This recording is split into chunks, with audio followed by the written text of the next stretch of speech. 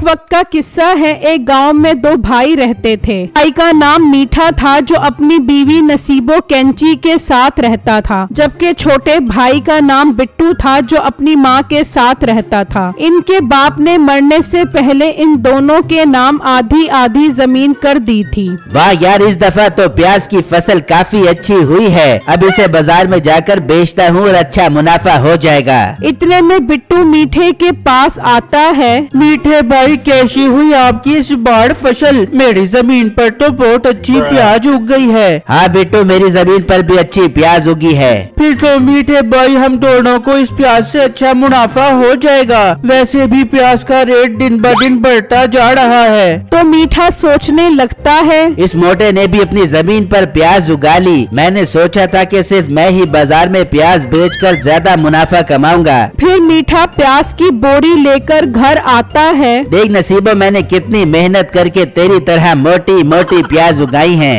मीठे जरा तमीज से बात कर, जीरो फिगर वाली लड़की को मोटी क्यों बोल रहा तू? नसीबो, मैं मजाक कर रहा था। अच्छा ये बता, मार्केट में आजकल प्याज का रेट क्या चल रहा है? मीठे 80 रुपए किलो प्याज बिक रही है, पर तू 90 रुपए किलो बेच कर ज्यादा मुनाफा कमा भी हो। नसीबो, सोचा तो मैंने भी यही था कि ज्यादा रेट पर प्याज बेचकर ज्यादा मुनाफा कमाऊंगा, पर उस मोटे बिट्टू ने भी प्याज उगाई हुई है। इसी वजह से मुझे ज्यादा मुनाफा नहीं हो सकेगा। मीठे तू अपनी प्याज की ज्यादा तारीफें करियो, ऐसा ना हो तेरा छोटा भाई बिट्टू तुझसे पहले प्याज बेच जाबे और तू ग्राहकों का मुंह देखता रह जाबे।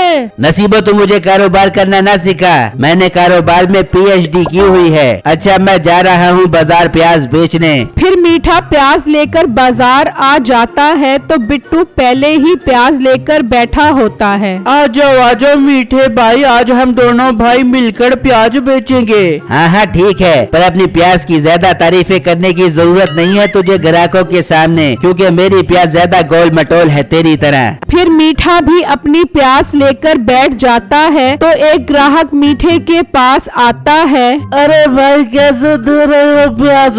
80 रुपए किलो है मेरी मोटी मोटी ताजा ताजा प्याज। ठीक है भाई, 1 किलो प्याज दे दो ना यार।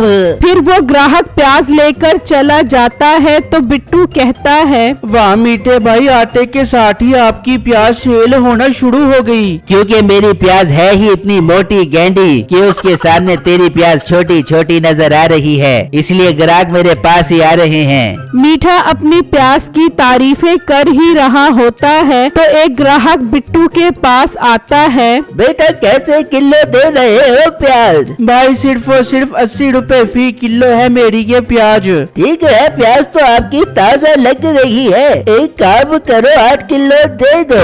8 किलो सुनते ही मीठा हैरान हो जाता है। ये क्या, मोटे के पास तो बड़े बड़े ग्राहक आ रहे हैं। अगर इसी तरह ही चलता रहा तो ये तो मुझसे पहले प्याज बेच जाएगा। मीठा गुस्से में ही बैठा होता है और ग्राहक बिट्टू के पास आते रहते हैं। इस तरह कुछ ही देर में बिट्टू की सारी प्याज बिक जाती है। मीठे भाई मेरी तो सारी प्याज बिक गई है, मैं अब चलता हूँ। हाँ ठीक है, जा, और ज्यादा खुश होने की जरूरत नहीं है। मैं भी जल्दी ही अपनी प्याज बेच दूंगा। मीठे भाई मुझे खुशी होगी आपकी भी प्याज जल्दी बिक जाए। फिर बिट्टू वहाँ से चला जाता है तो मीठा सोचने लगता है, मुझे अब कुछ करना ही पड़ेगा। अरे बेटा, आधा किलो प्याज दे दो। बुजुर्गों, घर पर क्या मेहमान आ गए हैं जो इतनी सारी प्याज लेकर जा रहे हो? इस तरह शाम हो जाती है और मीठे की प्याज भी बिक जाती है। चलो शुक्र है प्याज बिक गई। अब घर जाकर नसीबों के साथ मिलकर प्लान बनाता हूँ उस मोटे को सबक सिखाने का। फिर मीठा वहाँ से निकलता है और घर आ जाता है। मीठे सुना कैसा रहा तेरा आज का दिन? सारी प्याज बिक गई। नसीबो, सारी प्याज तो बिक गई है और मुनाफा भी अच्छा हुआ है, पर एक टेंशन वाली बात है। मिट्टी कैसी टेंशन? मुझे बता, मेरे पास जरूर उसका हल होगा। नसीबो, मुझसे पहले उस मोटे बिट्टू की प्याज बिक गई थी। मैं ये चाहता हूँ कि बाजार में सिर्फ और सिर्फ मैं प्याज बेचूं, पूरे गांव में बिट्टू और मेरे पास ही प्याज होती है, अगर उसका पत्ता भी साफ हो जाए तो मजा ही आ जाएगा।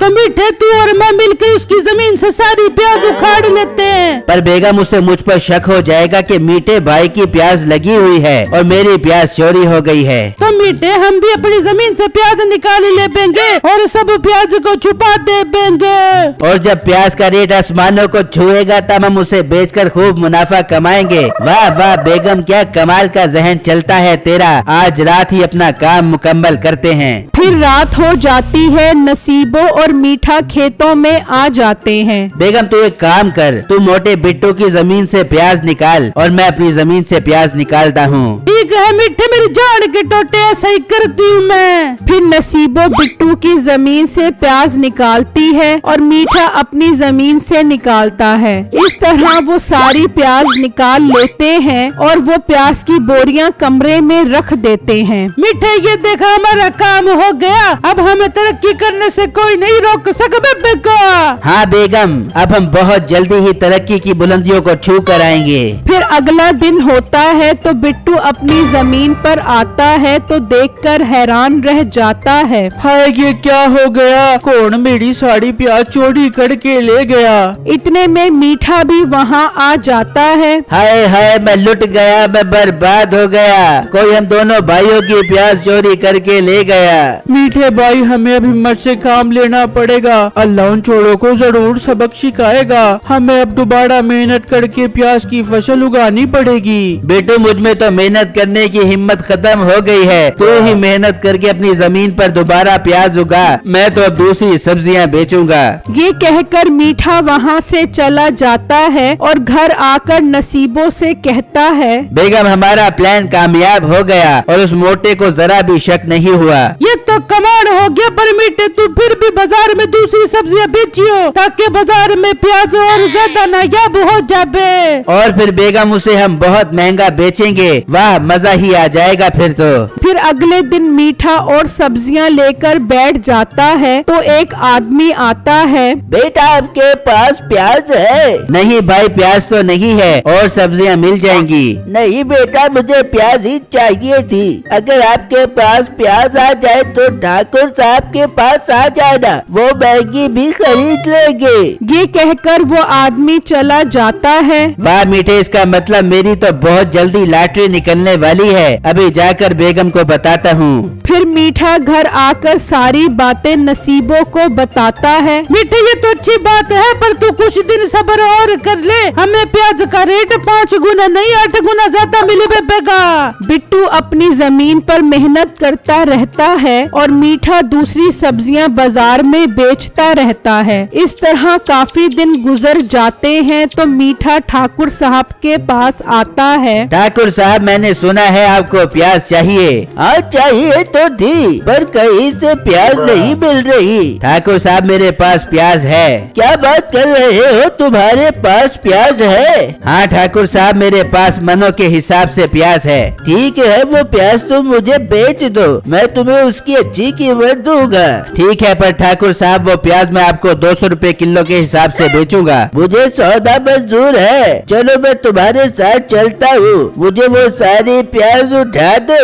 मुंशी तुम भी मेरे साथ चलो पैसों का बैग लेकर। फिर वो पैसे उठाकर मीठे के साथ चलते हैं और मीठे के घर आ जाते हैं। कहाँ है तुम्हारे पास वो सारी की सारी प्याज? ठाकुर साहब वो हमने कमरे में रखी हुई है। चलो फिर चलते हैं और देखते हैं वो प्याज। फिर वो कमरे में आते हैं तो प्याज से बहुत बदबू आ रही होती है। ये है तुम्हारी बदबूदार गली सड़ी प्याज। हाय मेरी प्याज खराब हो गई, मैं लुट गया, मैं बर्बाद हो गया। बिट्टू मीठे के घर के पास से गुजर रहा होता है। यार ये तो मीठे भाई की रोने की आवाज आ रही है, मैं जाकर देखता हूँ। फिर बिट्टू अंदर आता है और देखकर हैरान रह जाता है। ये क्या मीठे भाई, आपने प्याज चोरी करके यहाँ छुपाई हुई थी? बेटू मेरे छोटे भाई मुझे माफ कर दे, मुझसे बहुत बड़ी गलती हो गई, मैं लुट गया, मैं बर्बाद हो गया। मीठे भाई आपको अल्लाह की तरफ से सजा मिल गई है, जो ये सारी प्याज खराब हो गई है और करो मुनाफे की लालच में प्याज जखीड़ा।